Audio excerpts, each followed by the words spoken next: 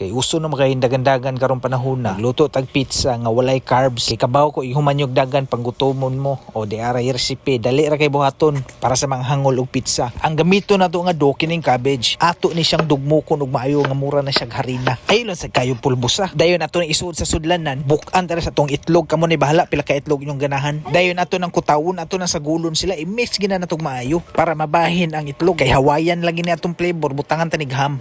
Dayon sibuyas nga puti, red bell pepper, og ang atong pinalit nga pinya. Sa way paglangan iandam na natong lutuan. Dili na ta kinahanglan pag-ubin. Gamitan ta dig super non-stick. Syempre para di dyan siya mo pilit kinahanglan tag butter.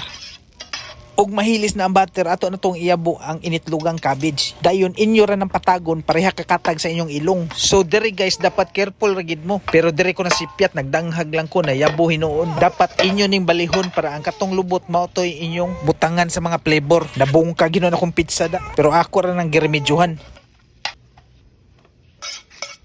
Ato nang giitlugan balik gamay ang kanang naay mga buslot kay atong gitapakan og sa dihang ready na atong do mag-toppings na taunahon natong ham. Wala na lang ko nagbutang og tomato sauce kay nahutdan man ko kung sa rugoy makit-an yung kusina mo rugoy gamiton. Kini gibutangan na kog cheese. Dayon kini akong sobra nga mozzarella usa sa mga kapanindot sa inyong pizza. Dayon ato ibutang ang red bell pepper og ang atong pinya. Dayon usban atong mozzarella. Unya ato ning takuban balik para maluto sa nambabaw. After 50 years na luto na ang atong Hawaiian cabbage pizza. Mao na dayon ang hitsura. Dayon i-transfer tani sa atong pizza stone.